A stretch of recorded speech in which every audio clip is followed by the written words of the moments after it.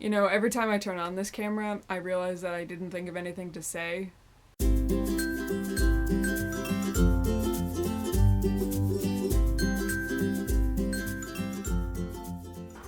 I'm terribly prepared. Hello, I am the Freakish Lemon. I go by Adrian and I use male pronouns. This is a crafty type video podcast thing. You can find all of the show notes for this episode over at my website at freakishlemon.com. We have a Ravelry group. We're a small group right now, but if you'd like to join, you're welcome to. It's the Freakish Lemon Video Podcast group. You can follow me as Freakish Lemon on Twitter, Tumblr, Instagram, Ravelry, all those good places. And all the links to find these things will be available in the down bar here on YouTube. Welcome to new viewers, and welcome back if you are a returning viewer. It's July now. Amazing, right? Time passes faster than we'd like, I'd say, most of the time. Welcome to this corner of my bedroom. You'll have noticed in the past few episodes, if you've seen them, I have had issues corralling my things and keeping them in such a place where I can get to them in order to film these episodes. So I am sitting at the head of my bed, next to my open window, and everything is here on the bed with me. So hopefully it will not run away, and you won't be left with those really awkward jump cuts where I'm just all over the place. I'm filming at night again. It's July. It's hot during the day. Even up here in Connecticut, it's been very humid the past couple of days. So right now the temperature is bearable. I can survive with just the ceiling fan on without sweating over much, I hope. So we're going to try and see how this goes. Also, I'm thinking, because I've had some focusing issues with this camera in previous episodes too that I didn't realize that I had until I was editing the video, so I'm sorry about that. But hopefully, because I am physically not moving around, the camera focus will behave properly when I bring things up close to it and then pull them back to where I am. We're gonna try it. So here's this corner of my room. I have my bulletin board here with things on it, postcards and pins and things. I have this canvas, which is a blank canvas with the front of a t-shirt stretched over it, because I used to have some pretty rad Star Wars t-shirts when I was in middle school that I clearly grew out of, so I turned them into wall art. And this thing up here, you can't see very much of it, but it is, I think, the first piece of artwork that I ever purchased that was not a poster. It is the 56 Geeks print by Scott Johnson, who does the Extra Life comic. He's also a podcaster, so you can check out his work over at myextralife.com or at frogpants.com. Yeah, Frog Pants. It's the name of his studio. He does a lot of geeky, weird art. He does comic strips. Does a lot of podcasts. He has a whole podcast network. And actually later this month he'll be doing his Nerdtacular convention type thing out in Utah. I won't be going to that because I'm in Connecticut, and I have not planned for it. One day, I feel like I will garner the courage to fly my lonely little self out there and meet other frog panters, but until then, I will enjoy it from afar, because much of it will be available in podcast feeds. I didn't intend to be talking about Nerdtacular. Tangent. Yes. So I'm here on my bed things that have happened since the last episode. A friend of mine came up from Pennsylvania, which was nice. I hadn't seen her since last August when we went to the Pennsylvania Renaissance Fair. Pennsylvania is a drivable distance away, but it's 4 to 6 hours depending on where you're driving and traffic and when you're driving and all that fun stuff. So it's not the easiest trek to make. I'll be going down there actually beginning of August for the Renaissance Fair. But she came up here and we had dinner with some friends, and then we used to take these walks together because she used to live right down the street, and we used to walk our dogs around the lake down the street. So we took Penny the puppy out on a walk, and that was nice, just to go on a walk with my friend. And see a few of my other friends that I hadn't seen in a long time. The only friend I have that lives less than an hour from this house have 2 very small children, so getting together is tough sometimes because of both, them needing her around and her work schedule versus my work schedule, because we're in 2 different types of work. So we don't see each other as often as we'd like. But it was nice to see everybody and catch up. And also, this past Sunday was the Connecticut Corgi meetup, which is a delightful thing. My sister's friend actually organizes the Connecticut Corgi meetup group, and her dog Isaac is actually Penny's dad. So we had like a mini Corgi family reunion at this Corgi meetup. We had my sister's 2 dogs, Audrey, who's the mom, and Iron, one of the sons, and Margaret had Isaac, who's the dad, and Fig, who's one of the girls, and we had Penny, and Gabbers picked up Cecil from their friend who took him, and so they had a romp together with a bunch of other corgis from around the state, which was really nice. We had a big old picnic. Somebody brought a grill. We had a cookout.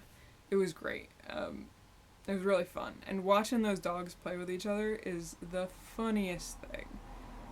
We also met, new to the group, Duke, who is my new favorite corgi ever of all time. This corgi, he's what we like to call a lowrider. He was a broad body with very stubby legs, very stubby legs. He was also the fluffiest corgi I've ever seen in my life. Just a poof ball. And he had been groomed for this event because he was so fluffy that it was out of control. They had to trim his belly hair because it was all over the ground. He's so floofy. It was amazing to behold. So that was fun. But other than that, I don't really leave my house much. I'm kind of a homebody. I stay inside, and I go on the internet, and I listen to podcasts, and watch podcasts, and read books, and knit, and watch movies, and I don't really do anything else. Work has been the same, kind of constantly on fire because of stupid decisions that people make when money is involved. But I still have a job, so that's better than nothing. And that's been the month since my last episode. So let's go ahead and head into the actual crafting stuff, which, is what you're here to see. So we will start with stuff on sticks. I have, I suppose, technically 2 finished objects, but it's 1 finished thing from a pattern. 1 finished thing from a pattern. I made 2 of the same thing, is what I'm saying. I love knitting podcasts, but one thing I've noticed since subscribing to a truly astonishing amount of them, is that knitting podcast peer pressure is strong, and I am susceptible to it. So I made these bunny nuggets. I would never have made these if I just saw the pattern. Never in a million years. But everybody's making them, and they're tiny little things, so I thought, why not me too? But yeah, it's the Bunny Nuggets pattern by Rebecca Danger. I used Lion Brand bonbons. You know those little... Hang on, I think I've got one over here. It's naked! I don't know what I did with the little wrapper. It's not like it had any information on it, but you know, the little skeins, and there's like a pack of 8 or whatever. This is the cotton. I just use embroidery floss for the cold dead eyes and nose. These two pretty much took up one of those little skeins. I have some left. These are stuffed with a tea bag full of dried lavender. I'm gonna make probably more of these because they're really dorky looking. They really are. They're dorky looking little things. And I'm gonna keep them in with my gift bin and in with my Renaissance Fair costumes and old cosplay costumes and things like that, so they don't end up smelling all stale and gross. I'll probably throw a couple in with like winter blanket storage, that type of thing. So I knit these on US 2.75 millimeter aluminum DPNs, and yeah. It took me a while to get a hang of the ears, because the ears are too many stitches to really be an I-cord, but not enough stitches to really warrant being spread over 3 needles. I couldn't juggle the 3 needles, but I managed a thing where I had 3 stitches on 2 needles. So they actually ended up pretty kind of flat because of the way I knit them, which worked out well. They really are the dorkiest looking little nuggets. But yeah, that's the only thing that I have finished knitting. Because you'll see I have more works in progress than what I had last month. Alright, let's start off with... Let's putting nuggets somewhere out of the way. With my vanilla socks. I can't remember words. I transferred them to this bento bag that I made, which is fraying like crazy, but we'll have to deal.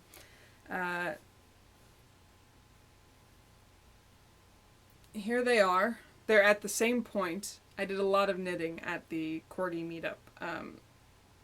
I did one of the Fish Lips Kiss heels in the car on the way home from the meetup, and the other one I did right when I got home so I wouldn't forget what I was doing. But I had knit maybe a 1/2 inch on one for the cuff and about 3.5 inches on the other, so it was pretty nice progress for me to get done. These are in the DPN cozy flaps that I sewed. This is using the what is it called? Loops and Threads Luxury Socks, which is 60% merino, 30% nylon, 10% cashmere in the Canyon colorway. And these are the ones that I started with 64 stitches in the round. Usually I do my socks at 56, so I'm doing these at 64 stitches to see how they fit A lot of patterns call for 64 stitches. If I know how they fit, either I'll know I'll have to, adjust patterns to 56. But if they don't fit and they're too big, then I might have a better idea of the socks I should knit for my brothers when I make my brother's socks. Because we have roughly the same size feet, but their feet are just slightly bigger than mine.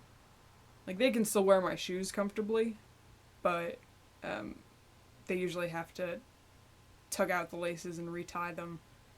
Not out all the way, but, loosen the laces a bit because their feet are just a little bit bigger than mine are. I keep hitting this box over here that's holding up my Kindle with my show notes, so apologies if you keep hearing the sound of knuckles hitting cardboard. Trying something new. But yeah, hopefully I'll finish these soon, so I have the needles at the ready. But nothing terribly interesting to report there. Just progress, which is good, but, it's vanilla socks. There's nothing particularly challenging about them for me. Just drop that on the floor. My Cozy Memories blanket, which is over here. I think I had just done, or started, this square the last episode, which is yarn from Diane from the Peggy May podcast. And I really haven't done much on this blanket. I just started this square made out of, the yarn is lost somewhere in this bag. Here we go. This yarn, which is a mini from Diane of the Peggy May podcast. So, not much progress there. And this is the Cozy Memories blanket using the Memories blanket tutorial by Georgie Hallam. I'm using a US 2.75 millimeter interchangeable needles. Did I say what needles were on the socks? The socks are on US 1 2.25 aluminum DPNs. The blanket's on US 2.75 aluminum interchangeable needles from Boye. Boye. They're the ones I bought at Joann's because that's where I typically buy knitting needles because they're pretty cheap there. And I like not spending all of my money. Contrary to the evidence before you. What else did I have? My lace weight triangle shawl, which is in one of these bags. There it is. It's in my Star Wars Comics Tangerine Designs sock bag. This is using Plymouth Yarn Revel, which is 85% alpaca, 15% merino in the Grape Mist colorway. There was no colorway on the actual ball band. It was on a sticker that my local yarn store put on there. I don't know if that's from Plymouth Yarns or if that's just from my local yarn store.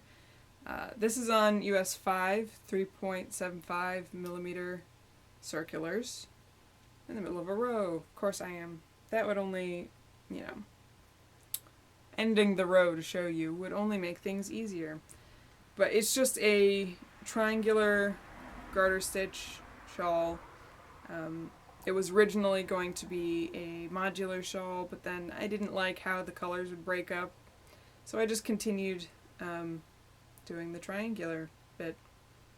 I still haven't decided how I'm going to finish this, but I still have a hefty amount of this yarn. I'm just going to try and use up the whole thing. You can see I've gotten down to this dark purple and blue, which is nice. But yeah, nothing really exciting to report here either. It's just kind of gartering along. slowly, because I have many works in progress right now. So let me put that back in the bag.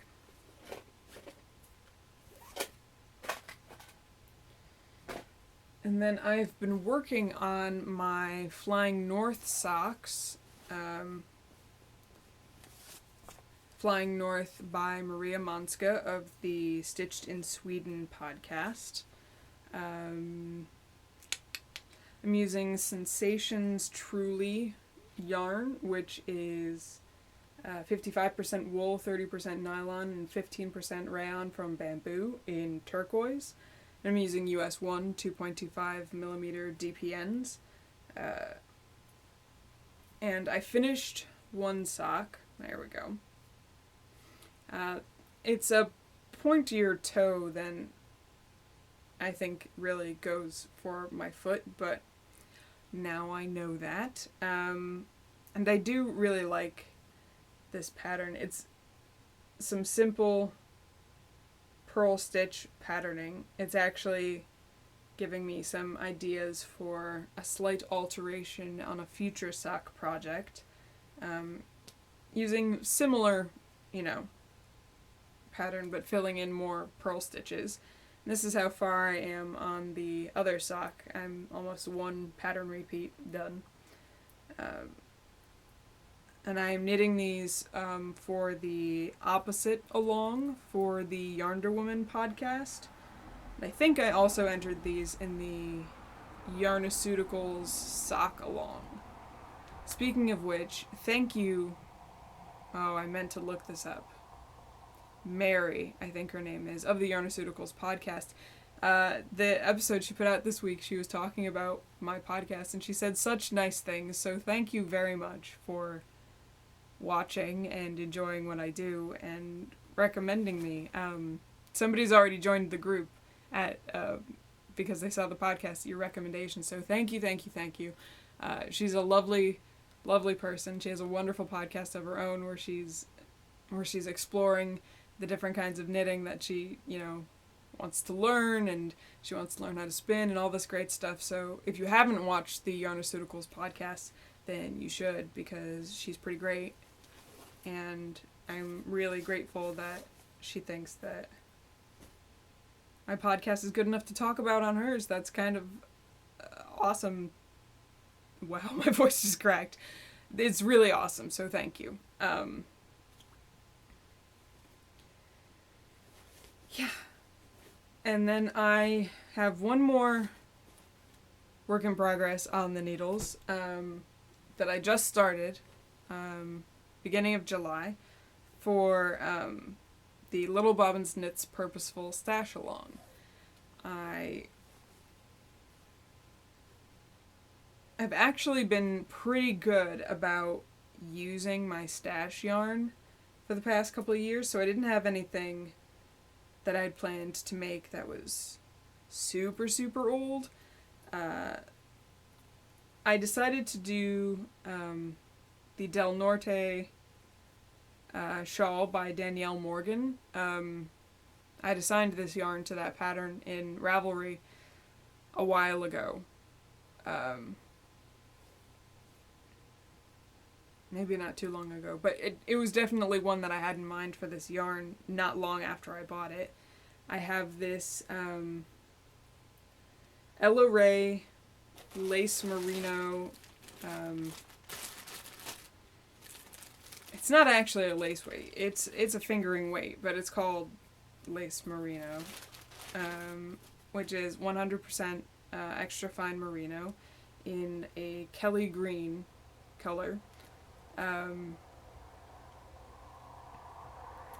And I haven't gotten very far. I'm just at the regular old... Okay. What am I doing here? I'm tangled. There we go. Just the regular old increase part. The spine here is a little different than what I've done in the past, where on the right side I'm slipping the stitch, and on the back side I'm just purling it.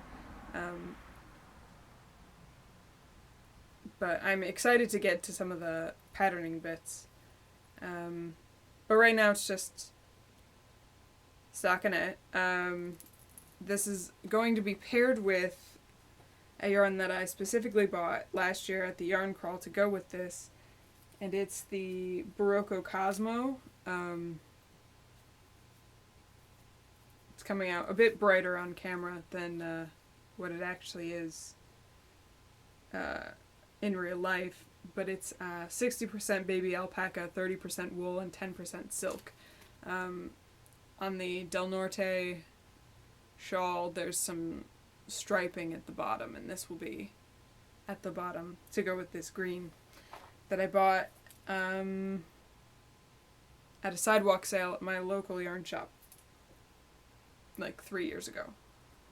I'm using my US 4 3.5 millimeter Boy aluminum aluminum interchangeable needles. And yes, although I don't think I'm going to work on this very much until I finish the Flying North socks, because that knit along ends sooner, I believe. I think that's the case. Sorry for the crinkling. Yes. That is what I have on the needles. It's a lot of things on the needles. It's more things on the needles than I thought I was going to have. I thought I'd have finished something by now, but nope. No such luck. Yeah. So with that, let's move on to the next segment, which is, of course, stuff on hooks, which I don't really have much for. I am still working on my Weekender hexagon blanket. That's the Weekender blanket by Sandra Paul, which is being done in a combination of Lion Brand Wool-Ease and Vanna's Choice yarns. In my Doctor Who colors. So it's grown a bit since the last time you've seen it.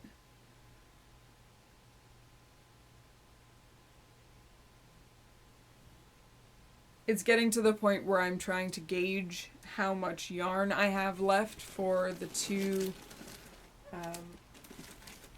finite balls of yarn I have. I have this purple, which is all the purple I have left, and I have this green, which is all the green that I have left. So I'm playing the guessing game of how far can I get with these two. Everything else I have plenty of to do borders and things, but these two are the ones to be watched. I've actually taken a break from crocheting this a little bit because I was hurting my shoulder crocheting, because I'm great at taking breaks. So I just injure myself. So I was weaving in some of the ends, but I've got a lot of ends still sticking around. But conceivably, this will be finished at some point. I'm hoping I will finish it while Stash Dash is still going on. I'm not currently actively participating in Stash Dash. I think I'll make a decision at the end of the month whether or not I'm going to go for 3K or whatever, because I haven't finished anything recently, so I kind of really, I mean, I'd heard about it, but I hadn't looked into it until this year. I will plan better for it next year. It sounds like an amazing, thing to be a part of, but I just did not plan well.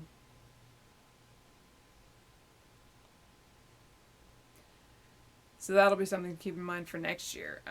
But if I can finish this blanket, I think I'll have a fighting chance at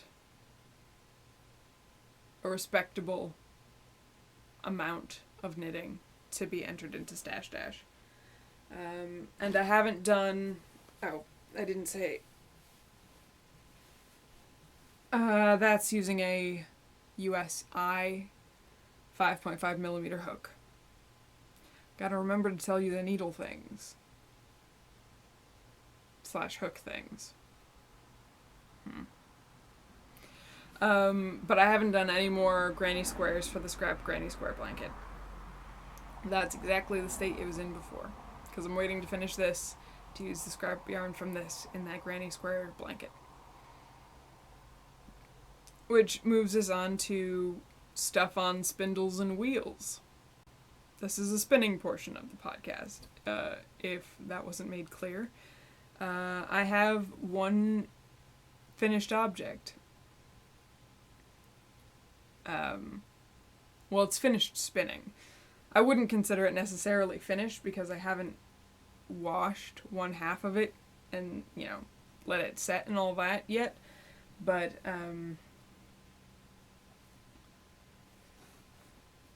I finished drawing one half of it today. So this is the half that is completely finished. This is Blueface Lester from Frabjous Fibers in the Dunedin colorway. It was a 4-ounce braid. I spun it on my Ashford Kiwi 2. I haven't measured how long it is or the exact yarn weight, but I think I'm pretty close to... I think I've managed a chain ply fingering weight with this yarn. Here's the other half of it still on the Niddy Noddy, which I will be finishing up this weekend while this episode is rendering and being uploaded and all that fun stuff. I spun this very quickly. I started spinning this on July 2nd because I started spinning this for the Yarngasm podcast sock spin and knit along. So this is the main color for the socks I will be knitting. I will probably just do vanilla socks because I've never knit socks with hand spun before. I want to see how it behaves on the needles. I'll probably still use the US 1 2.25 millimeter DPNs. But since I don't know how much I have spun up, I don't know if I really have enough for a full pair of socks. I do have a green fiber upstairs. I don't remember what it's made of. I don't remember which type of fiber it is.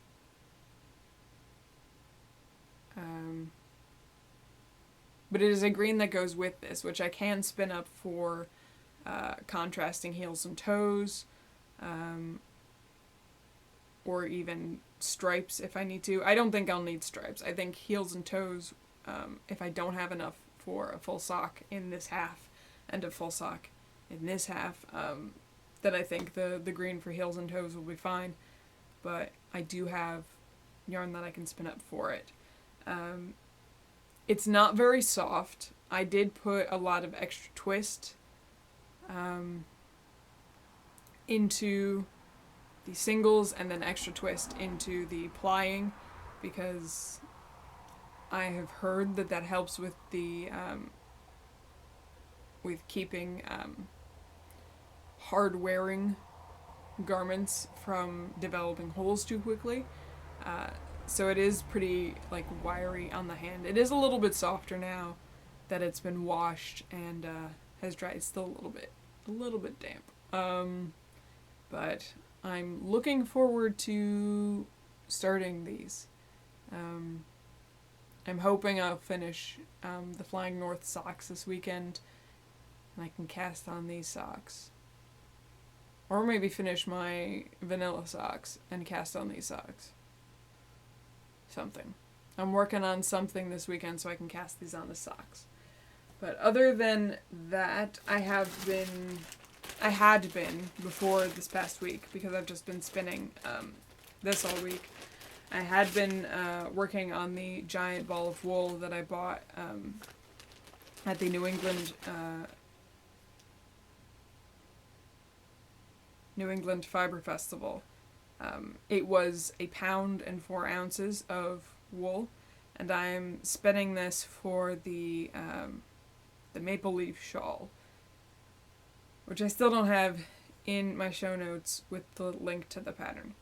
But it's in these autumn colors. These are 2 bobbins of the short color repeats. I divided it up for fractal spinning. And I think I will have 1 more bobbin of the short color repeats.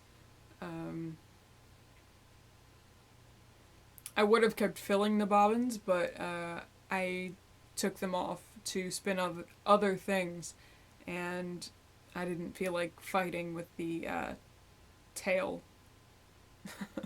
of the wool, so I just finished out whatever piece I was working on. So I think I'll have 1 more bobbin of the short color repeats, and then I will fill some other bobbins as full as I can make them with the long color repeats. It's going to be a 2-ply, hopefully a fingering weight.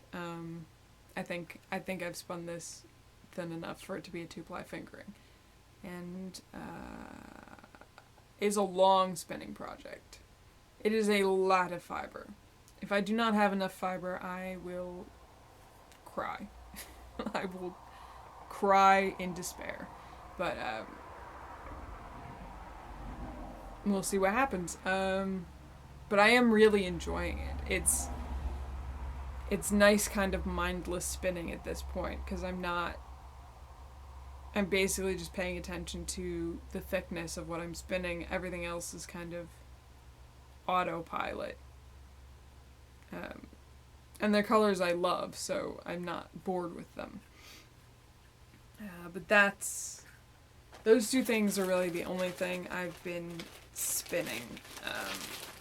For a while there, it was too hot to go up into that room. Now it's too hot, but we do have 2 box fans in there, and there are 2 windows across from each other, so one of them is being used as exhaust, and the other one is sucking air into the room, which is getting a nice cross breeze.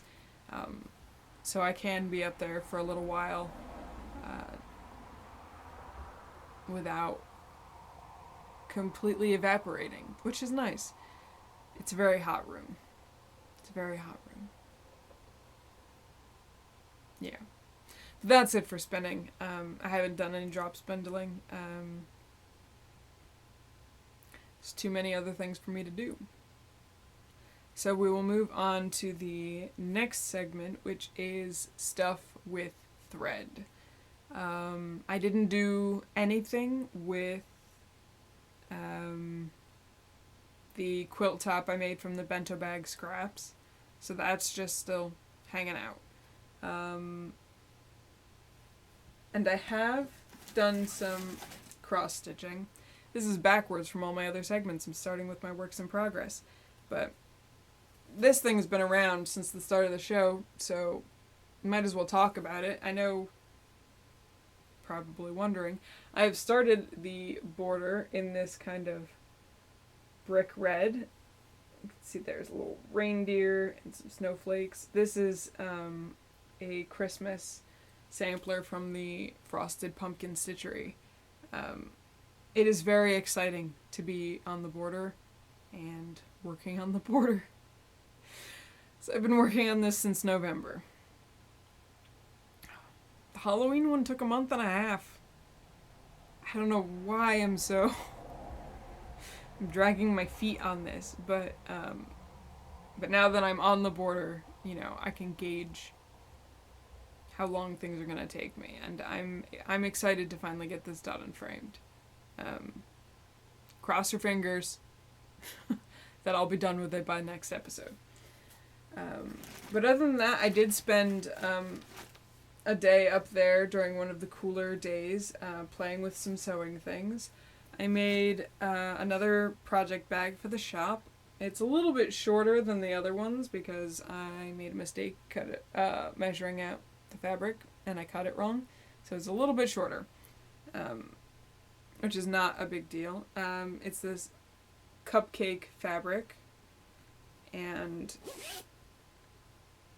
inside is this kind of fuchsia pink, which is very similar to this dark pink in the cupcakes. It's a little darker, but it's a nice bright color to go with these cupcakes. So that will be up in the shop. And I also decided to make some more of those quilted DPN cozies. I made one for me out of my dragon fabric from my stupid dragon quilt that I'm currently sitting on.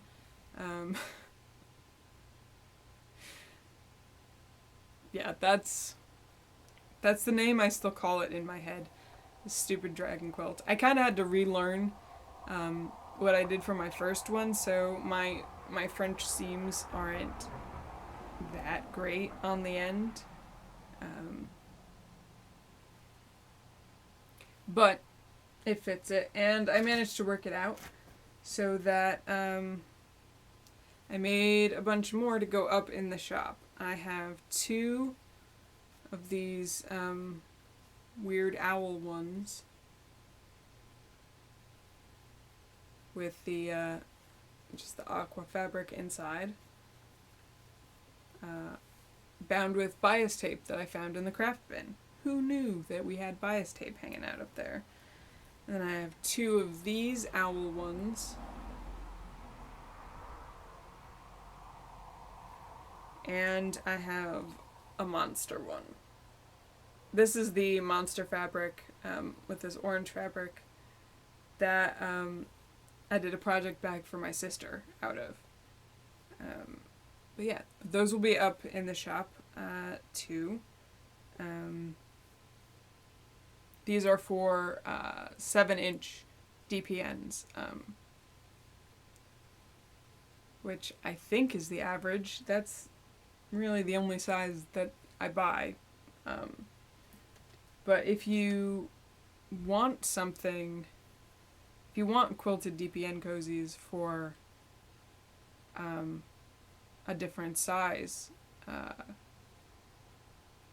I would be willing to figure something out. So just, shoot me a message on Etsy if you're interested. I also did a couple other quick quilting things because I needed some things. I made some coasters, just playing around with some random stitches. It's a kind of a darker brown in real life than what's showing up here, but they all have different stitches on them. So I figured, what the heck, might as well play with it. They're coasters. You're not supposed to be looking at the top of it anyway. You're supposed to put a drink on it. And I also made a little mug rug to go next to my laptop. Because, especially on the weekends, sometimes I'll just eat next to my laptop, which is not the best, but like this weekend I'm going to be working on this video, so something to put hot plates and bowls and mugs of tea on. And this is just scrap fabric that I had. Some of that owl fabric, some this dark teal, some blue, some of that gray flowery fabric that I like. And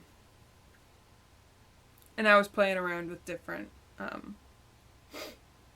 quilting patterns on here. I like how this triangle section turned out. I don't know if you can see it. Maybe it's easier. There we go. It's easier to see, like here. I like how that turned out. Something to keep in mind for the future. Anything else with thread? That's really it, I think. That's it. Like, it wasn't a lot of things that I did. I mean, I spent a whole day just sewing one day, and that's what came out of the sewing room. Yeah. So I guess we can move on to my next segment. And that segment is new stuff. I really thought when I started this podcast that this would be the segment that would be the least updated out of all of my segments. I really don't know what happened. Okay, so things that I have purchased. New stuff. First thing is I bought myself a pair of Chiaogu stainless steel knit red lace size 1 2.25 circular needles. I realized while I am knitting the Flying North socks by Maria Monska that they were really written for Magic Loop. And I've done Magic Loop for 2 at a time socks, which was alright. It was very fiddly to get started and fiddly once I did the heels, but for the most part it was alright. But the needles that I have for that are super long. I've shown them to you before. So they're hard. I can't do one sock on them.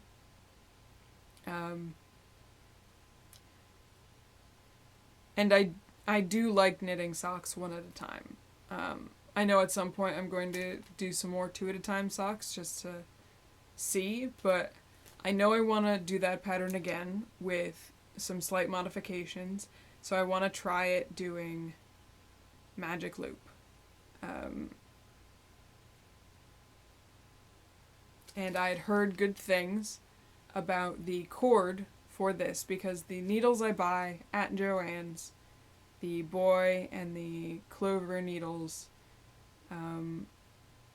the cord is not good for Magic Loop unless it's super long, like my super long clovers.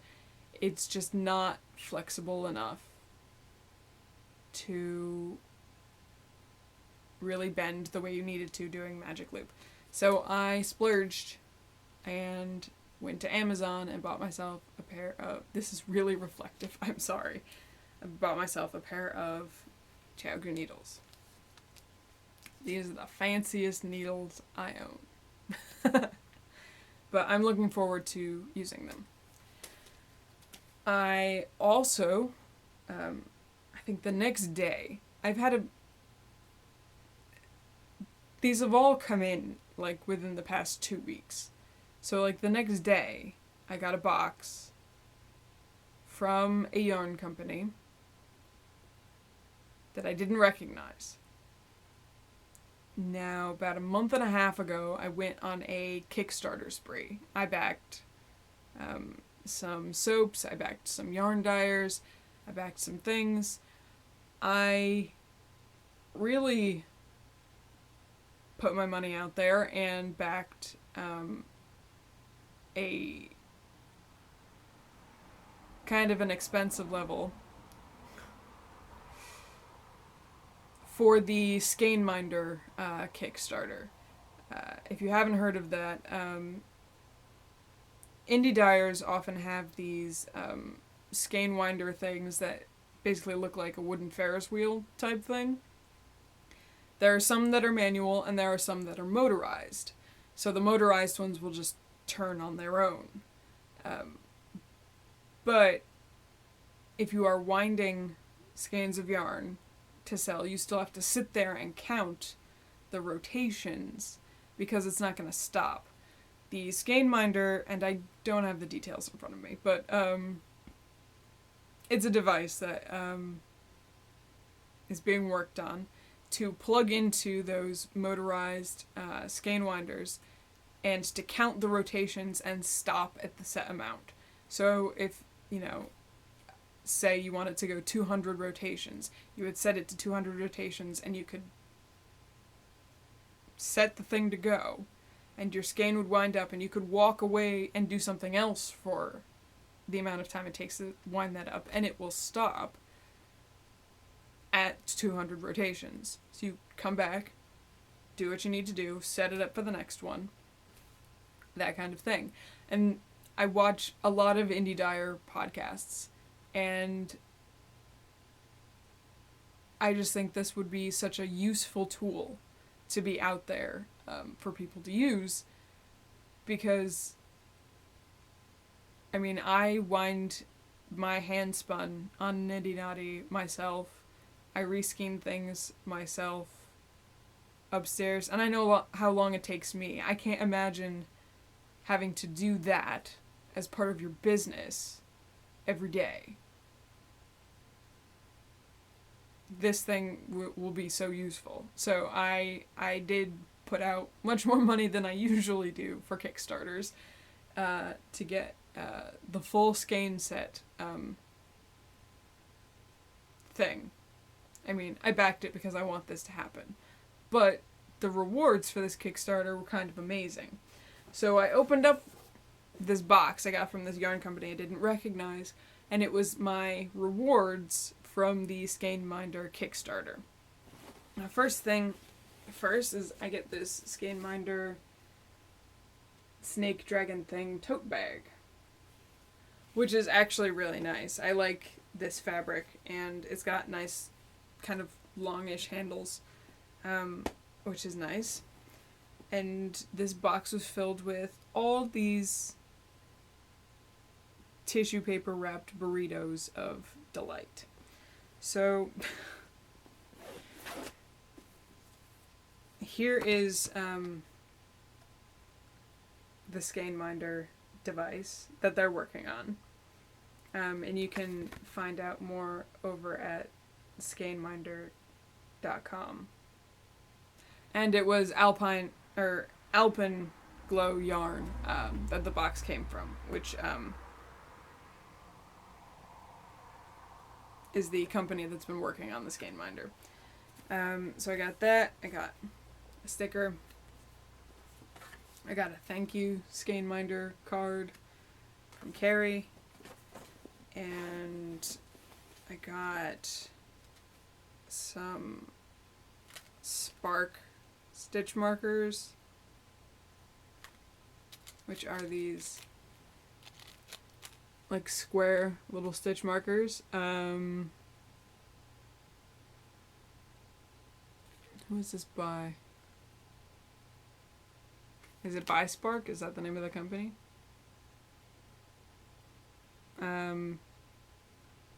The card on the back here says Starlight Knitting, so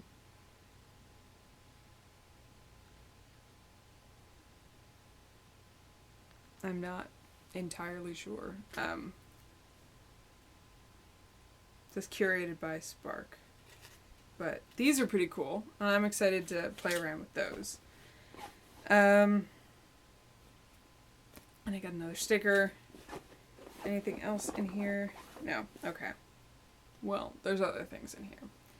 Because the full skein set, which I've mentioned before, it's a set of 5 skeins of yarn in the colors of the Skein Minder. So I have Black Box from Cannon Hand Dyes, which is in their Charles Merino sock, which is 80% superwash merino, 20% nylon, 395 yards. And these, I believe, were all wound on a machine using the Skein Winder, or Skein Minder. So they were testing it as part of the Kickstarter rewards. So that was Black Box, which is the black box. This is the Zero Button from Pigeon Roof Studios. And it's 100% superwash merino. It's 400 yards. And these are all a fingering weight, I believe. There is Sincere Sheeps. Natural dye. This is the up and down button. 100% superwash merino. 430 yards. It's the Tenacious base, I believe. There is the Skein-Minder menu, Hazelnuts, which is 90% superwash merino, 10% nylon.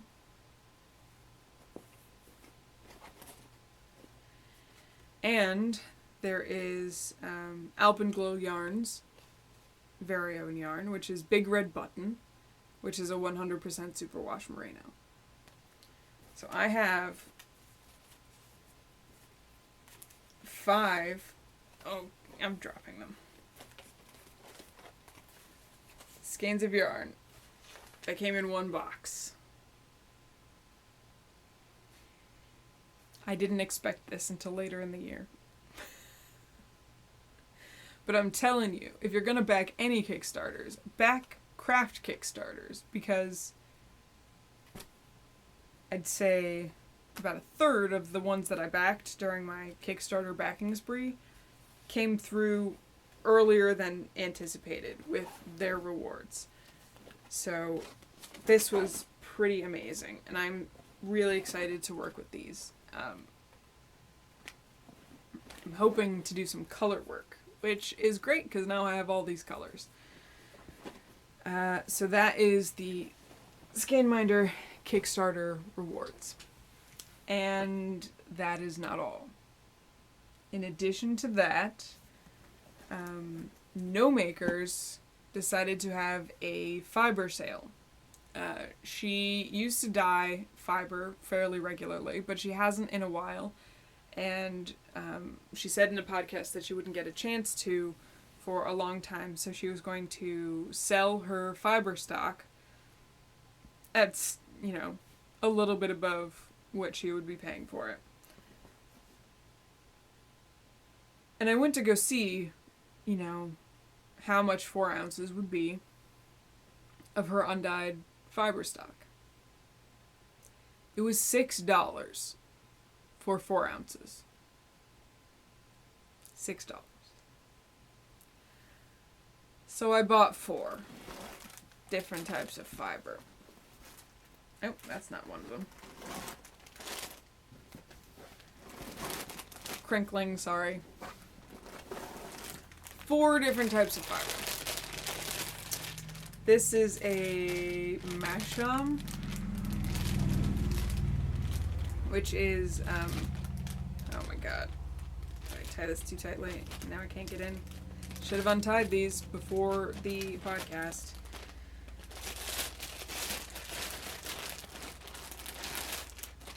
And it's like a light heathery gray type of wool, which I've never spun with before. I tried to go for things that I'd never really worked with spinning wise. And then all these other 3 are just white. This is a superwash merino, and silk blend, undyed. And then I got a Falkland. I've heard that that's not a breed, that's just where the yarn, or that's where the wool comes from, so I don't know specifically what breed, but Falkland.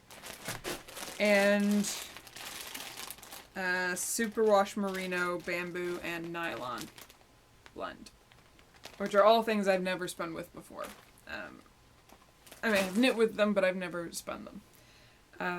The Masham one, Masham, M-A-S-H-A-M, the off-white one, I'm probably just going to leave as a natural. The others I might dye.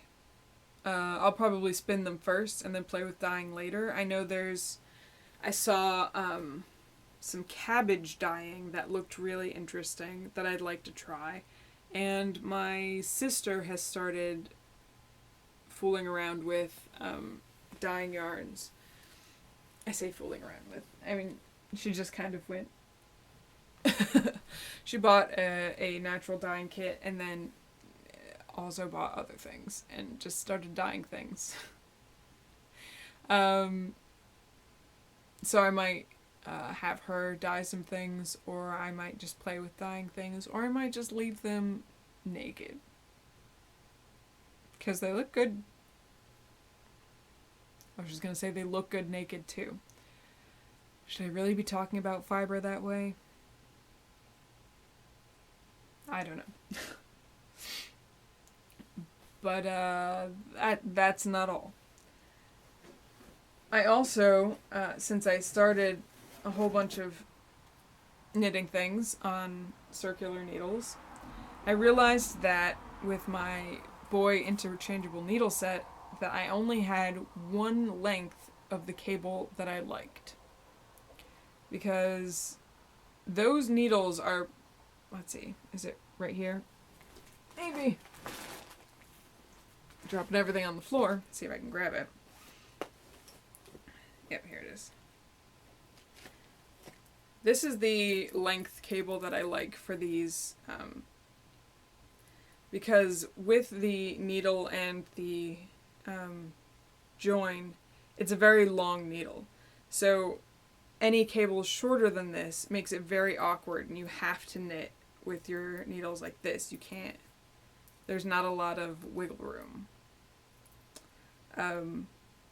But I only had one cable this length, which was on my Cozy Memories blanket. So I went on Amazon and I bought 4 more. There's 3 here, and here's a new one. This was on shorter ones, and I couldn't stand it, so I just knit onto the longer ones. So I bought a whole bunch. Because what's the point in having interchangeable needles if you don't have enough cables to use all your needle ends? So, bunch of 21-inch cables. And then I got more yarn in the mail. To be fair, I did not buy this. It's not cheating on my yarn diet if I want it, right? Whatever. At this point. Whatever. This is from Diane of the Peggy May podcast.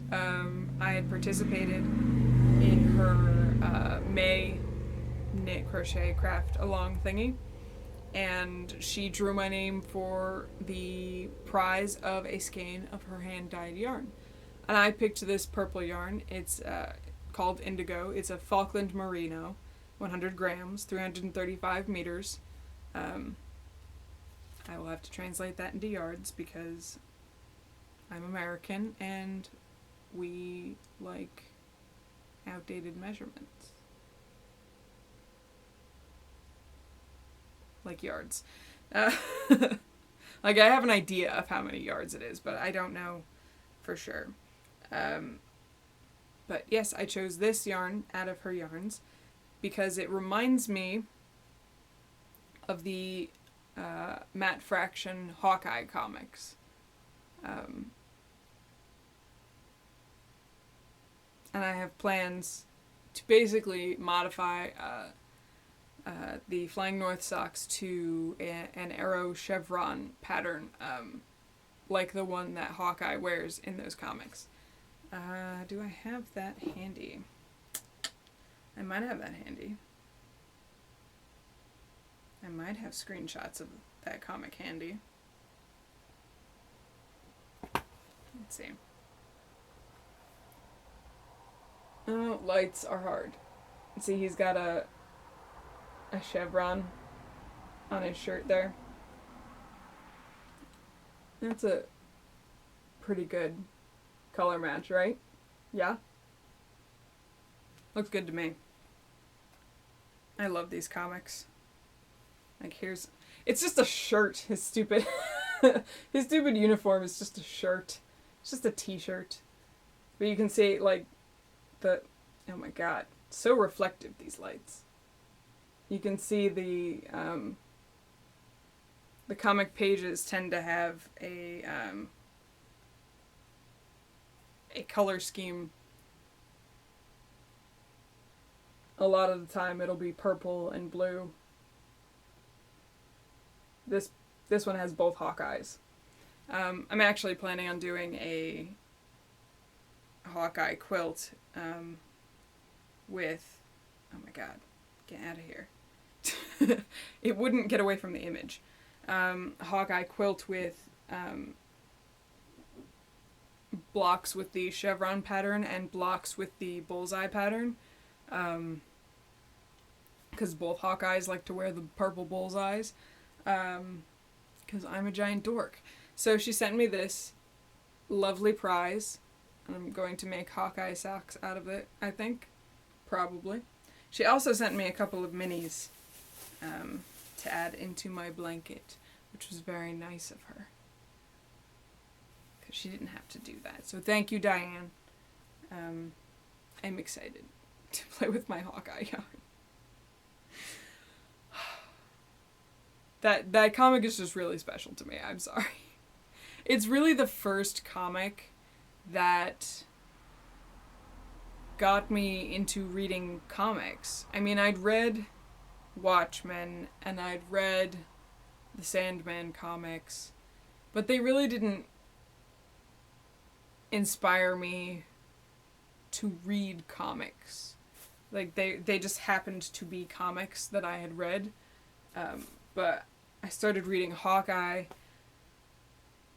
and the folks whose blogs I was reading online who were,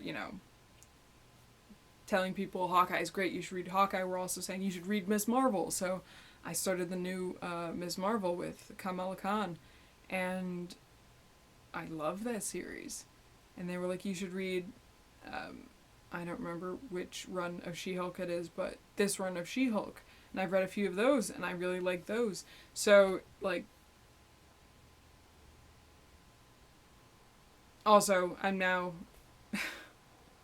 I've also reading Matt Fraction's other series, Sex Criminals, which is not for children, but it is a hilariously great read if you are an adult. But yeah, this is very special. So I picked the yarn out of her shop that reminded me of Hawkeye. And that's still not all, because I also bought some more yarn needles, because with so many projects on, I did these a while back. I did 3 of these little notions pouches where it would have needles, yarn needles, stitch markers, a tape measure. Most of them had a pair of scissors, some waste yarn, any note-taking things. And I have so many things in progress right now that I didn't have enough tape measures to go around. Or yarn needles. So I bought some yarn needles, but those aren't really exciting because they're yarn needles. But I did buy some tape measures, which are very exciting. I bought this owl tape measure. There's a yellow owl on the front and a green one. Or, I don't know which side's the front of the bag, but there's the button. From Chosen Sisters on Etsy.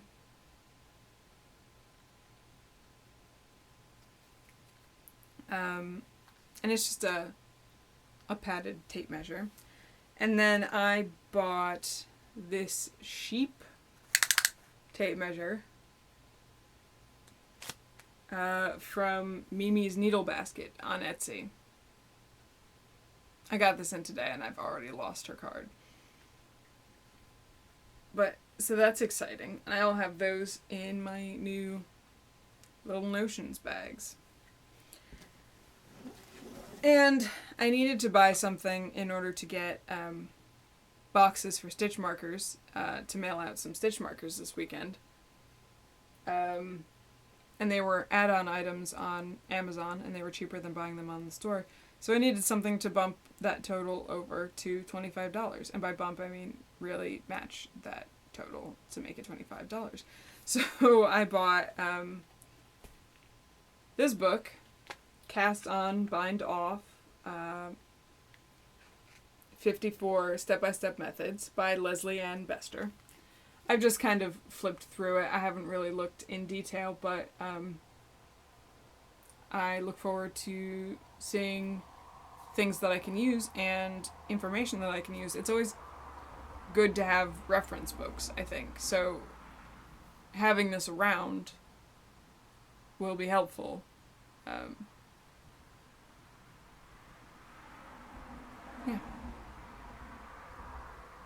Yep.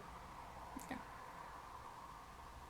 I don't know what I thought I was going to say more there, but yeah, I think just having something at hand that is not internet based would be extremely helpful, especially if,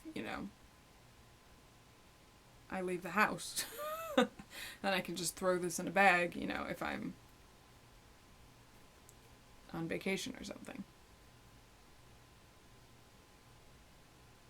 Really, it was just an excuse to buy a knitting book. But yeah, I know there's, it looks like it's pretty great. Like, there's some photos of it, and I saw the one for the Kitchener stitch in here, and you can't go wrong with having an extra copy of How to Do Kitchener Stitch that you can just have lying around. So, yes. And then I forgot to put this in my freaking notes. The last of the Phoenix Fiber Club shipment came in. So here is June's Phoenix Fiber Club. I gotta update my show notes because I forgot to add this in there. But this is actually pretty different from the previous two. I might end up spinning this one as one ply and spinning the other as another and spinning them together. That would be interesting to see what that would look like. I'll see what happens. Is that everything? Have I exhausted everything from the new stuff? I think I have. And if I haven't, oh well. That was plenty of stuff. Probably too much stuff. But, that's what happens. Which moves us into the next segment, which is stuff for Etsy. Which is basically just the project bag and the DPN holder cozy thingies that I showed you in Stuff with Thread. I haven't worked on any other things for the shop at this point, but I am planning on putting those things up this weekend. So I will announce when that shop update is live on social media. So keep an eye out if you want any of those things. Well, that was easy. Yeah. Okay. So we'll move right into other stuff. Stuff I am watching. I watched the newest season of Orange is the New Black in 2 days. I love that show. I am very entertained by that show. And I can't stop watching that show when I have it on. So, it was very good. No spoilers. I enjoyed it. And I enjoyed the direction it started taking this season.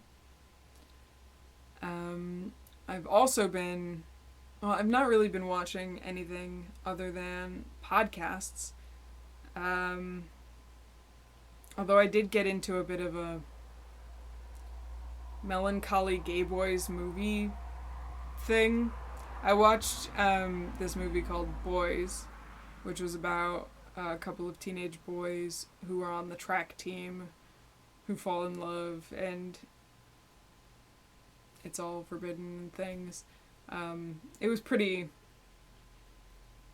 just kind of bleak, but things wrapped up pretty okay at the end.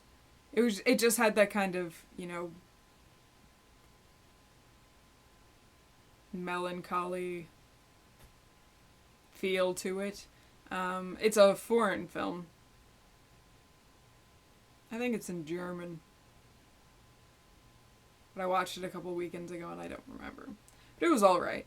And then I also watched this movie called Five Dances, which is... It's 5 dances that the main character has. And he's part of a ballet group in New York City. He's from Kansas. And you get slice of life bits where like he'll get a phone call from his mom who just is begging him to come home, but also yelling at him for being a sinner and things. There's a surprising amount of drama for not having a straightforward progress through the storyline. And it's basically snapshots of these 5 pieces of his journey dancing with these people. And of course he falls in love with one of the other male dancers there. It's very kind of... Again, it's pretty kind of melancholy, just kind of sort of sad, but you're not really sure why you're sad, since parts of it, even the parts of it that were looking up and fun and positive, were just kind of tinged a little bit. I don't know. It's a thing. Melancholy gay boy movies. It is a thing. But I'm probably going to start on the depressing lesbian movies this weekend. I don't know. It's... Netflix started suggesting them all to me, so I might as well watch them. See if Netflix is right, and I'll like them. But yeah, if you like melancholy gay boy movies, you could do worse than Boys and 5 Dances. Actually, the 5 Dances one was really... I was often distracted from the story by the dancing. I like dancing. Stuff I'm reading. I'm still reading Planet of Exile by Ursula K. Le Guin, even though it's a tiny little book. I am often distracted by fan fiction, so I just haven't... I just haven't read it at work, is the thing. Because that's where I get the majority of my reading done is... Well... majority of my book reading done is at work on my breaks. But I ran into the same problem with this book that I did with the Terry Pratchett book, is I don't want to stop after 15 minutes. I just want to keep reading for at least a half an hour. So I'm working on it at home. Slowly. When I have a chance. Between everything else. Stuff I'm playing. I finished Lego Lord of the Rings. It only took me a few years. But I don't play every day, so progress is going to be slow. Lego games, the pattern goes is you make a bunch of progress all at once because you play through all the levels on story mode, and then you get excited about unlocking new characters, so you play them through once again on free play mode, and then you kind of slow down because you remember all the levels, so it can get pretty boring and frustrating if you don't have the characters to unlock all the things yet. So I finally finished Lego Lord of the Rings. I just sat down last Saturday at the 4th of July and just finished it. That's how I celebrated the 4th of July. I curled up with my dog and I played Lego Lord of the Rings. And I finished it. I was disappointed that nothing happened at the end. On previous Lego games, when I've hit 100%, something happens. Even if it's just a, hooray, 100%. But nothing happened. I just, went to go check the map to make sure I had everything, and the progress bar said 100%. So right now I'm playing a little bit more of Lego Marvel Superheroes, which I have played through the story mode, and I had started exploring the New York quests. That is a heck of a game. Marvel, or Lego Marvel Superheroes. I believe at the time it was released, it was the biggest, most expansive Lego game yet. There are probably 3 times as many characters as Lego Star Wars, with all 6 movies. There are a lot of characters, there are a lot of side quests. I also had forgotten entirely where you find the different levels on the helicarrier. I was running around the helicarrier, lost. But I got a couple of quests done, so I think I'm gonna play around with Lego Marvel Superheroes before I get back to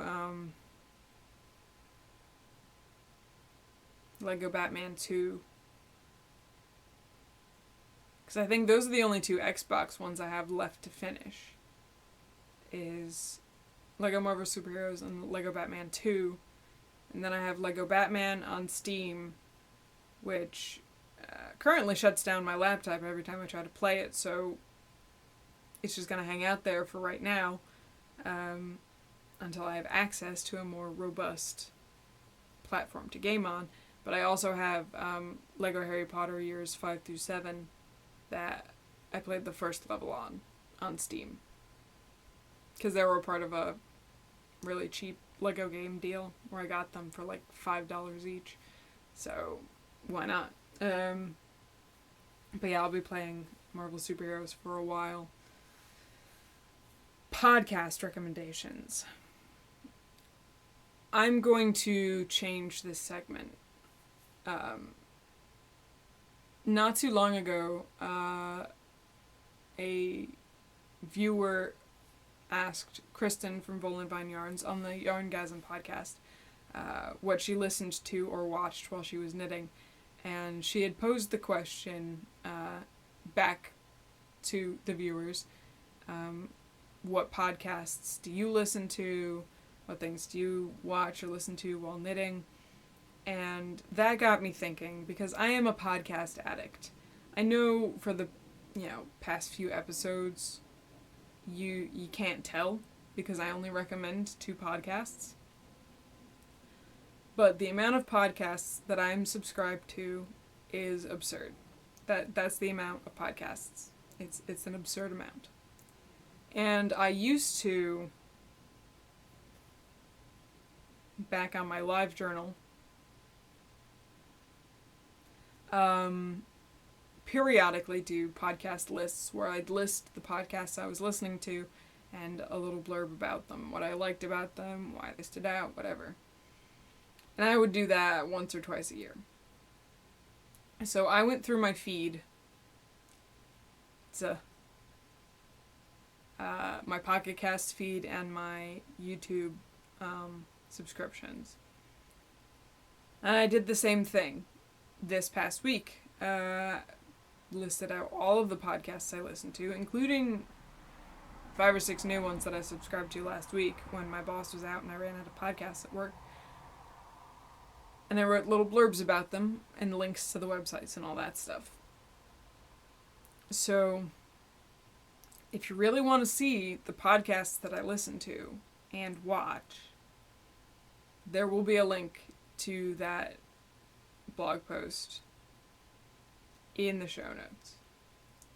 That has everything that I'm subscribed to. So I think going forward, I'm only going to update this segment with any new podcasts that I start watching or listening to. And if you go look at that list, you'll think to yourself, how the hell are you going to watch or listen to any new ones? I don't know the answer to that. But I'm sure it will happen. Because at some point, somebody's going to go on hiatus. Or I'm just going to fall out of love with the podcast. That happens.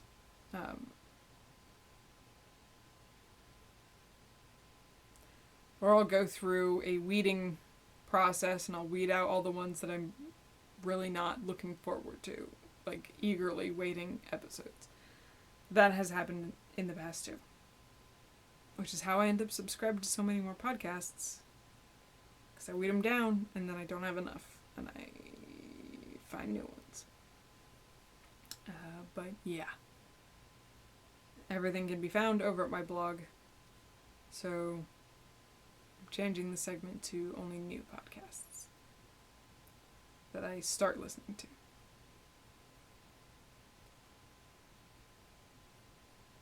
Yep. And I think that is it for this episode. I think I've talked about everything. If I haven't, let's pretend I did, and then I can go to bed and work on editing this tomorrow. So, yeah, show notes and everything will be over at freakishlemon.com. Don't forget that we have a Ravelry group, so introduce yourself in the introductions thread, ask any questions or suggestions in the suggestions thread. I was thinking about maybe when I have my process completely figured out for the closed captioning, maybe doing a tutorial video on how I make these episodes. If anybody's interested in the production side of video podcasts, I feel like that would be fun to do if anybody wants to see that. Once I have my closed captioning process down. I'm still tweaking it. Yeah, Ravelry. So there'll be episode threads, introduction thread, suggestions thread. If you feel like you need to start a thread for anything for the group to talk about, feel free to do that. If you can't, let me know, because I'm new to this. So I'm not sure completely how it works. What else? You can follow me as Freakish Lemon on Twitter, Tumblr, Ravelry, Instagram, all those wonderful places, and all the links to those wonderful places will be below here on YouTube. And don't forget to check out my shop over at freakishlemon.etsy.com, where you will find stitch markers, embroidered notebooks, project bags, and soon DPN cozy holder thingies. And that's about it from me. So I will see you in August. Goodbye.